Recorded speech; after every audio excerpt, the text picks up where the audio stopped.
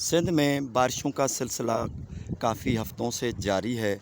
दरिया सिंध में थोड़ा थोड़ा पानी बहता हुआ आ गया था।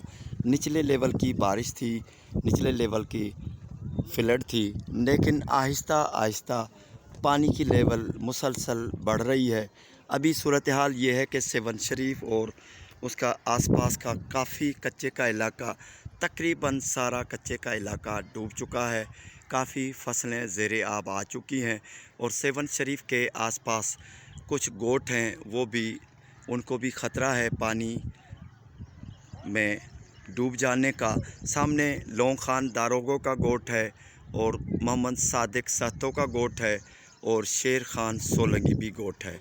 सामने देखेंगे तो इरिगेशन डिपार्टमेंट के काफ़ी इमारतें भी ज़ेरे आब आ चुकी हैं। भैंसों का बड़ा सा रेवड़ यहाँ पर मौजूद है। बहुत ज़्यादा भैंसें बचाव बंद पर खड़ी हुई हैं और दूर दूर तक पानी ही पानी है।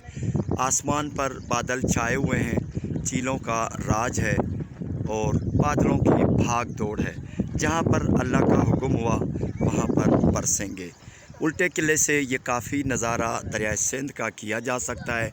अगर जब भी आप दरिया सिंध का नज़ारा करना चाहें, उल्टे किले पे आना चाहें, तो अपने साथ एक बड़ी सी खूबसूरत ताकतवर दूरबीन लाना ज़रूरी है। यहाँ से अगर दूरबीन से नज़ारा करेंगे तो बहुत खूबसूरत नज़ारा होगा। उल्टे किले की बात की जाए तो उल्टे किले की अभी जो हालत है वो बहुत खंडरात में तब्दील होती जा रही है, क्योंकि जब भी ये ऐसी बहुत ज़्यादा बारिशें होती हैं तो यहाँ से मनों के हिसाब से मट्टी बहकर नीचे चली जाती है।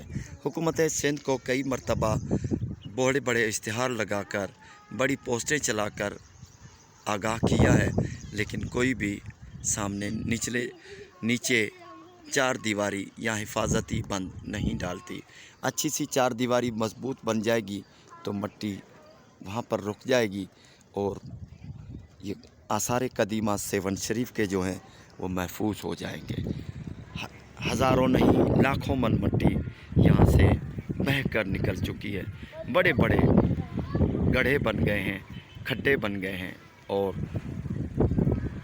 कभी ना कभी ऐसा वक्त भी आएगा कि यहाँ पर सिर्फ उल्टे किले के निशानात होंगे, बाकी उल्टे किले की पूरी मट्टी बह कर निकल जाएगी।